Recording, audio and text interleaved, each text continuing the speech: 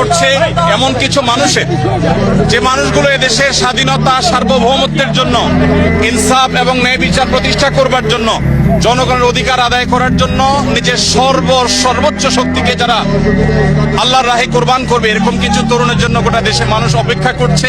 সেই তৃষ্ণা আমরা কিছুটা হলে অনুভব করেছি হাদির জানাজার মধ্যে, এত লক্ষ লক্ষ মানুষের এই উপস্থিতির মধ্য দিয়ে। আমরা শুধু একটি কথাই বলতে চাই, আমাদের আরো হাজার হাজার শত শত হাদির প্রয়োজন, আমাদের ঘরে ঘরে হাদির প্রয়োজন। আমরা যারা এখানে এসেছি, ওসমান হাদির এই চেতনা, তার আদর্শ এবং তার যে সততা, তার যে নিষ্ঠা, এটাকে যদি আমরা ধারণ করতে পারি, আমরা তারুণ্য ধারণ করতে পারি, তাহলে আমাদের বাংলাদেশ ভিন্ন এক বাংলাদেশে পরিণত হতে পারে।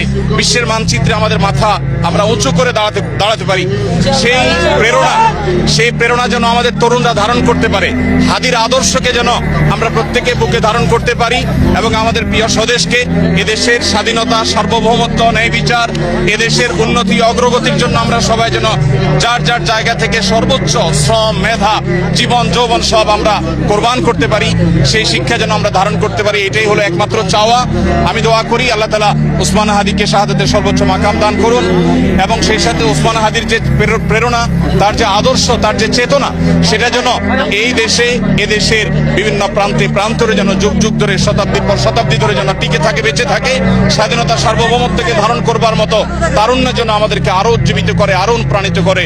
আমরা আরো বহু ওসমান হাদি আল্লাহর কাছে কামনা করি এবং ওসমান হাদির জান্নাতবাসী হওয়ার জন্য আমরা দোয়া করি।